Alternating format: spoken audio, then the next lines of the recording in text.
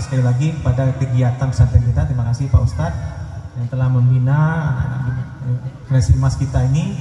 Generasi emas kita ada di tahun 2045, ada 21 tahun lagi.